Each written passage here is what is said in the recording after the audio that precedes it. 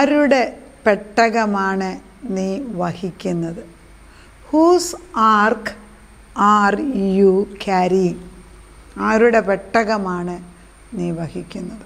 പെട്ടകമെന്ന് പറയുമ്പോൾ ആദ്യത്തെ നമ്മുടെ മനസ്സിൽ ചിന്ത വരുന്നത് നോഹയുടെ പെട്ടകമാണ്.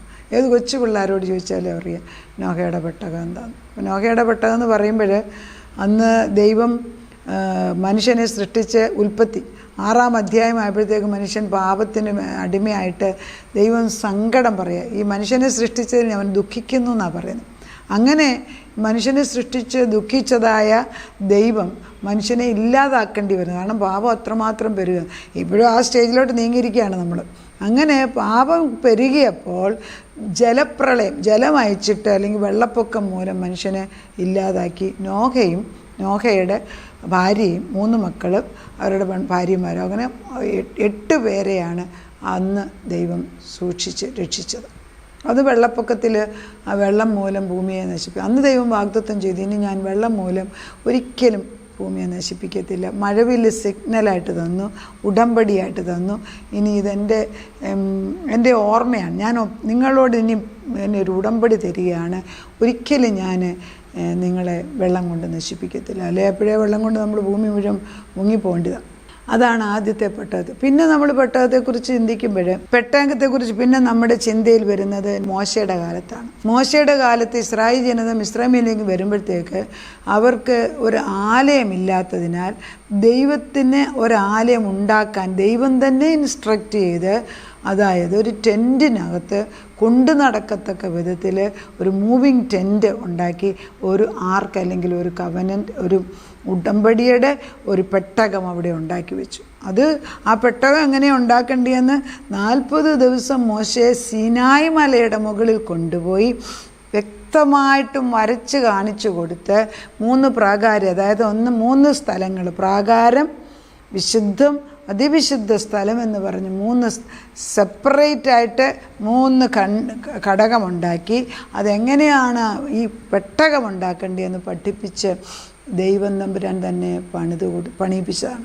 കൗശല ബുദ്ധി പോലും ദൈവമാണ് കൊടുക്കുന്നതെന്ന് ബെസലേൽ എന്ന് പറഞ്ഞ ആ മനുഷ്യന് കൗശല ബുദ്ധി കൊടുത്തു. അപ്പോൾ അവിടെ ഒരു പെട്ടകത്തെക്കുറിച്ചാണ്. അപ്പോൾ ദൈവം ഇസ്രായേൽ ജനതയുടെ കൂടെ യാത്ര ചെയ്യാൻ വേണ്ടി ഉണ്ടാക്കിയ ഒരു പെട്ടകം, അതിൽ തൻ്റെ അതിവിശുദ്ധ സ്ഥലത്ത് അല്ലെങ്കിൽ ഹോളി ഓഫ് ഹോളിയിൽ ദൈവം തമ്പുരാൻ്റെ കൃപാസനം ഇരിക്കുന്നതിനാൽ മനുഷ്യൻ ചത്തുപോകാതെ നമ്മുടെ ഈ ബലഹീനതയിൽ മരുഭൂയാത്രയിൽ അവരെ കൊണ്ടുപോയി തൻ്റെ രാജ്യത്ത് അല്ല തൻ്റെ ജനതയെ താൻ ഉദ്ദേശിച്ച ദേശത്ത് കനാൻ ദേശത്ത് എത്തിക്കുന്നതിന് പെട്ടകം കാണുന്നുണ്ട്. ഈ പെട്ടകം ദൈവത്തിന് വേണ്ടി ദൈവത്തിൻ്റെ സാന്നിധ്യത്തെ കാണിക്കുക. ഞാനിന്ന് എടുക്കാൻ പോകുന്നത് ദാവീദിൻ്റെ കാലത്ത് ഈ പെട്ടകം യെരുശലേമിലല്ല. പെട്ടകം നേരത്തെ ശത്രുക്കൾ വന്ന് പെട്ടകം ആ ദേശത്തുനിന്ന് കൊണ്ടുപോയി അവിടെ നിന്ന് മാറ്റിക്കളഞ്ഞു. അങ്ങനെ ഇരിക്കുന്ന ഒരു ഭാഗത്തിലാണ് ഞാനിന്ന് തുടങ്ങുന്നത്. 1 ദിനവൃത്താന്തം 13 തൊട്ട് 15 വരെയുള്ള അധ്യായത്തിലാണ് ഈ പെട്ടകത്തെക്കുറിച്ച് പറയുന്നത്. അതിൽ തുടങ്ങുമ്പം ഈ പെട്ടകം തിരിച്ചു കൊണ്ടുവരണം. പെട്ടകം ആരും ഇല്ലാതെ ആർക്കും വേണ്ടാതെ കിടക്കുന്ന സാഹചര്യത്തിൽ നിന്ന് ശത്രുക്കൾ കൊണ്ടുപോയിട്ട് അവർക്കതിൻ്റെ വില അറിയത്തില്ല.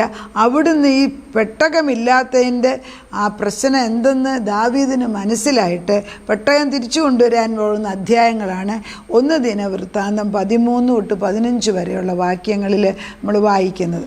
നമുക്ക് വീട്ടിലിരുന്ന് വായിക്കാവുന്നതിൻ്റെ ചില ഭാഗങ്ങൾ. ദാവീദ് സഹസ്രാധിപന്മാരോടും ശതാധിപന്മാരോടും സകല നായകന്മാരോടും ആലോചിച്ച ശേഷം ഇസ്രായേലിൻ്റെ സർവ്വസഭയോടും പറഞ്ഞത്, നിങ്ങൾക്ക് സമ്മതവും നമ്മുടെ ദൈവമായ യഹോവയ്ക്ക് ഹിതവുമാണെന്നു എങ്കിൽ ഞാൻ ഇസ്രായേൽ ദേശത്തെല്ലാമുള്ള നമ്മുടെ ദേശം സഹോദരന്മാരും അവരോടുകൂടെ പുൽപ്പുറങ്ങത്തുള്ള പട്ടണങ്ങളിൽ പാർക്കുന്ന പുരോഹിതന്മാരിൽ ഏവരും നമ്മുടെ അടുക്കൽ വന്നുകൂടേണ്ടതിന് എല്ലാവരെയും ആളയക്കുക. എന്തിനാണ് എല്ലാവരും ആളയത്ത് നമ്മുടെ ദൈവത്തിൻ്റെ പെട്ടകം വീണ്ടും നമ്മുടെ അടുക്കൽ കൊണ്ടുവരിക. ശൗലിൻ്റെ കാലത്ത് അതിനെ ഗണ്യമാക്കിയില്ലല്ലോ. കണ്ട, ശൗൽ രാജാവായിരുന്നപ്പോൾ പെട്ടകം ദേശത്ത് മാറിപ്പോയി. ഒരു രാജാവ് വരുമ്പോൾ അതിൻ്റെ പ്രതിഫലനം ഉണ്ടാകുമല്ലോ. എന്നാൽ ദാവീദിന് ബുദ്ധി കൊടുത്തു.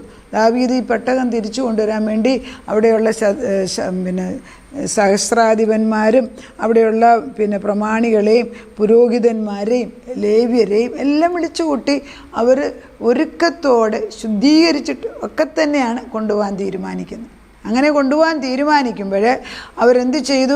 അവരെല്ലാവരോടും ആലോചന ചോദിച്ചു. ഒരു തീരുമാനം, വലിയൊരു കാര്യം ചെയ്യാൻ പോവാണ്. തീരുമാനമെടുത്തിട്ട് പെട്ടകം തിരിച്ചു കൊണ്ടുവന്നു. നേരത്തെയുള്ള രാജാവോ ഇതിനെ കൊണ്ടുവന്നില്ല, അതിനെ അവഗണിച്ചു. ഇങ്ങനെ ദാവീദ് ദൈവത്തിൻ്റെ പെട്ടകം കിര്യത്ത്-യെയാരീമിൽ നിന്നും യെയാരീമിൽ നിന്ന് കൊണ്ടുവരേണ്ടതിന് മിസ്രയീമിലെ ശീഹോർ തുടങ്ങി ഹമാത്ത് പ്രദേശം വരെയുള്ള എല്ലാ ഇസ്രായേലിനും കൂട്ടിവരുത്തി. അപ്പോൾ എല്ലാവരെയും കൂട്ടിവരുത്തിയിട്ട് വലിയൊരു ആർഭാടമായിട്ട് ചെയ്യുന്നൊരു കാര്യമാണ്.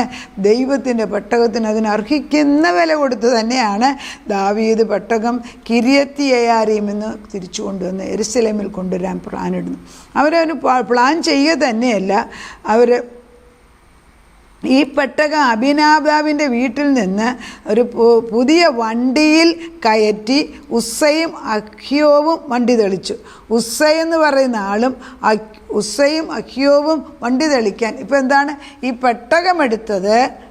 പുതിയൊരു കാളവണ്ടി ഉണ്ടാക്കി കാളവണ്ടിക്കകത്ത് കയറ്റി വെച്ച് ഇവർ കൊണ്ടുവരികയാണ്. അന്നത്തെ വെഹിക്കിൾ, അന്നത്തെ വാഹനം കാളവണ്ടിയാണ്.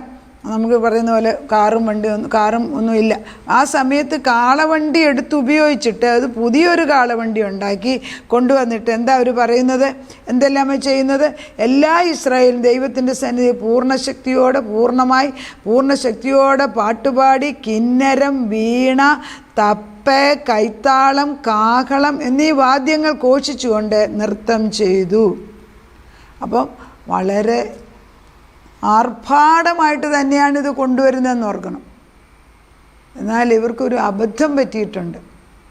ഇവർ കൊണ്ടുവരുന്ന കാള ഏതോ ഒരു സ്ഥലത്ത്, അതായത് കാള കീദോൻ കുളത്തിന് സമീപം എത്തിയപ്പം കാള വരണ്ടു. കാള എന്ന മനുഷ്യനാണ്. കാള വരണ്ടപ്പം കാളയുടെ വണ്ടിയുടെ പുറത്തിരുന്ന പെട്ടകം വീഴുമെന്ന് പേടിച്ചിട്ട് ഉസ്സ കൈ നീട്ടി. ഉസ്സയുടെ മേൽ ദൈവാത്മാവിൻ്റെ കോപം വന്നിട്ട് അവിടെ വെച്ച് ഉസ്സ മരിക്കുകയാണ് ചെയ്യുന്നത്. എത്ര നേരം എടുത്ത്? വളരെ കുറച്ച് സമയം. എന്താണ് ചെയ്ത്? ആർഭാടമായിട്ട് ദൈവത്തിൻ്റെ പെട്ടകം കൊണ്ടുവന്ന് തീരുമാനിച്ച് എല്ലാ ആലോചനയോട് ചെയ്തിട്ടും അബദ്ധങ്ങൾ പറ്റുന്നു. കാള വരണ്ടോടാൻ തുടങ്ങിയപ്പോൾ പേടിച്ചിട്ട് ഉസ്സ കൈനീട്ടി ഉസ്സ മരിച്ചു വീഴുന്നു. എത്രയോ പേര് ദൈവത്തിന് വേണ്ടി നിന്നിട്ട് അറിയാതെ പെട്ടെന്ന് മരിച്ചു വീഴുന്ന എന്താണെന്ന് ചോദിച്ചാൽ എവിടെയോ തെറ്റുപറ്റിയിട്ടുണ്ടോ എന്ന് നമ്മൾ ചിന്തിക്കേണ്ടിയിരിക്കുന്നു.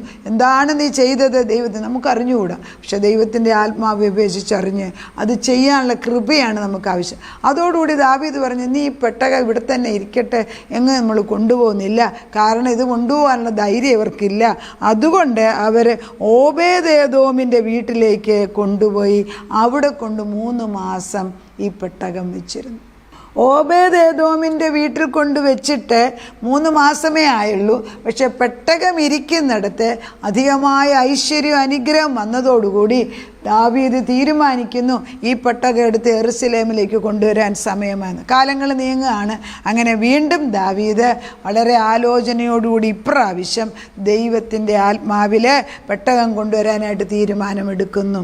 മനസ്സിലാക്കണം, ആദ്യം കൊണ്ടുവന്നപ്പോൾ പെട്ടകം കൊണ്ടുവന്നത് കാളവണ്ടിയുടെ പുറത്ത്.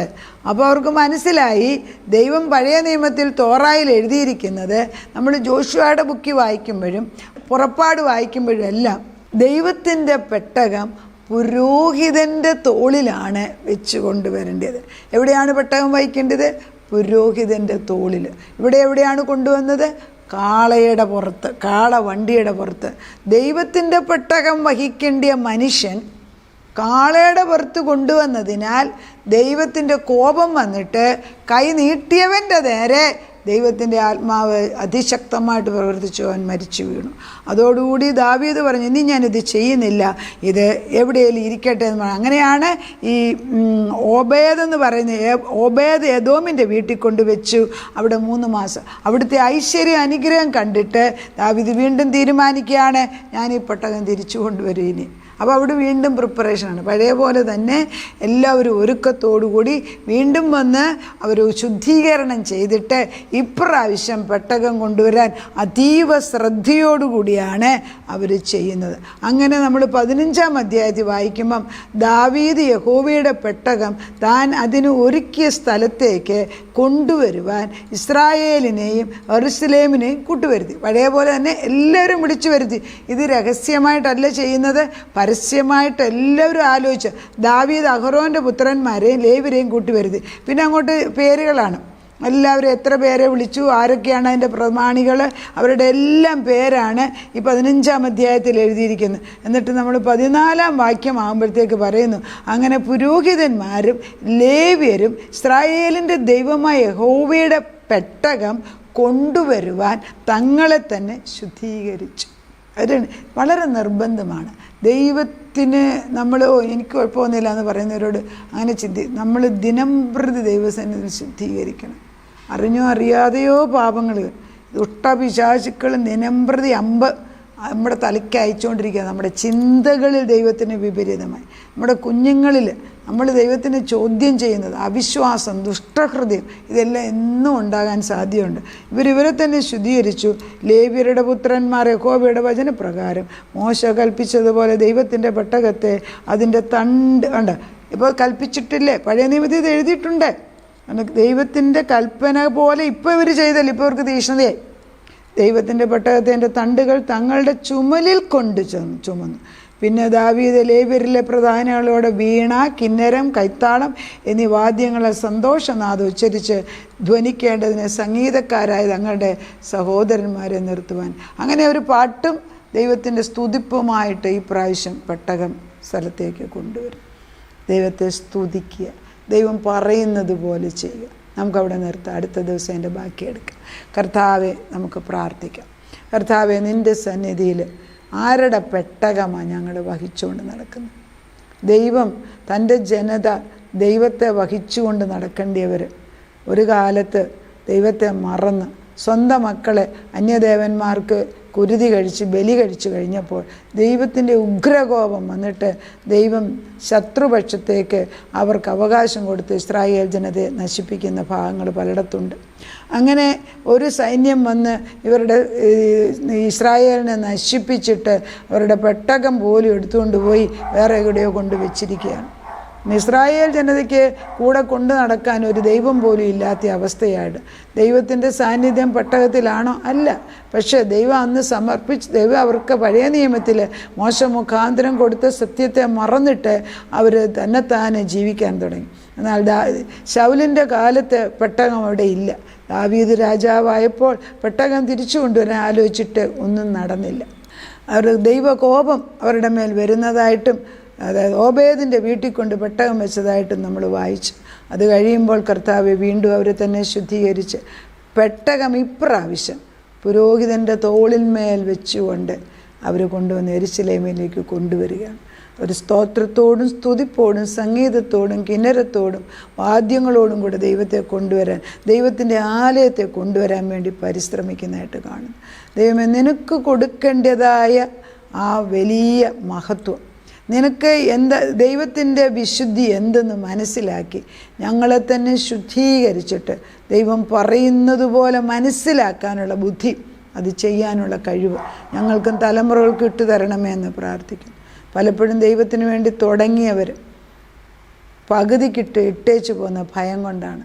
എവിടെയോ തെറ്റിപ്പോയി. അതുകൊണ്ടല്ലേ ദാവീദ് കൊണ്ടുവന്ന പെട്ടകവും പകുതിക്ക് വെച്ച് ഇട്ടേച്ചു പോകേണ്ടി വന്നു. ഉസ്സാ വീണ് മരിച്ചു കഴിഞ്ഞപ്പോൾ ദാവീദിന് പോലും ഭയമുണ്ടായി.